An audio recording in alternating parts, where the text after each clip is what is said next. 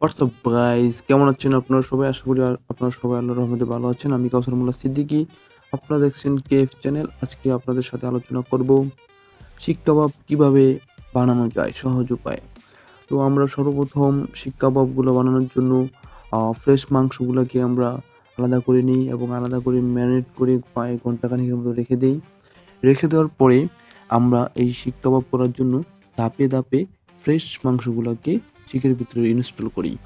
দেন ধাপে, ধাপে ইনস্টল হওয়ার পর এটাকে আমরা পর্যায়ক্রমে পোড়ানোর দিকে নিয়ে যাই। যখন আমাদের ইনস্টল করা শেষ হয়ে যায়, আপনারা ইতিমধ্যে দেখতে পাচ্ছেন আমরা শিকের ভিতরে ধাপে, ধাপে মাংসগুলা ঢোকানো হচ্ছে। যখন ঢোকানো শেষ হয়ে যাবে, দেন এটা আমরা পোড়ানোর যেই প্রক্রিয়া সেটা আপনাদেরকে দেখাবো। আপনারা চাইলেও আপনার নিজ বাসায় বসে আপনারা এই শিক কাবাবগুলো করে খেতে পারেন।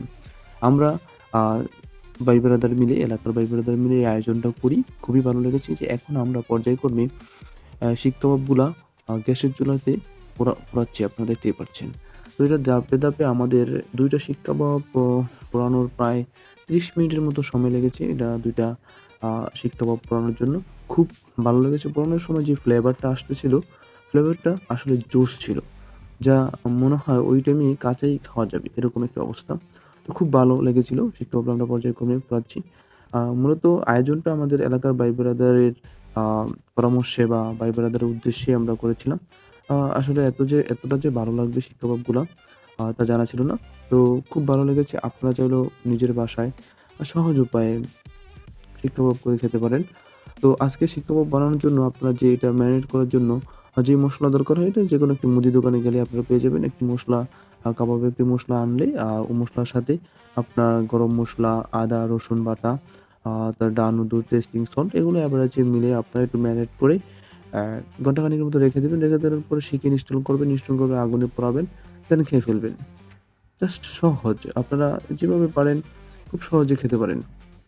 তো আপনারা ধাপে, ধাপে দেখছেন আমরা শিক কাবাবগুলা পর্যায়ক্রমে পোড়াচ্ছি।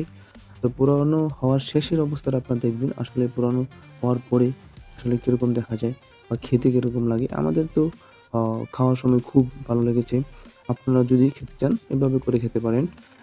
আমরা পর্যায়ক্রমে যখন পোড়ানো শেষ হয় আমরা এখানে আ সকলে মিলে খুব তৃপ্তি সহকারে খেয়েছি। খুব ভালো লেগেছে আমাদের। শিক কাবাবগুলো যখন পোড়াচ্ছিল, পোড়ানোর যেই ফ্লেভারটা আসতেছিল, ফ্লেভারটা খুব জোশ ছিল।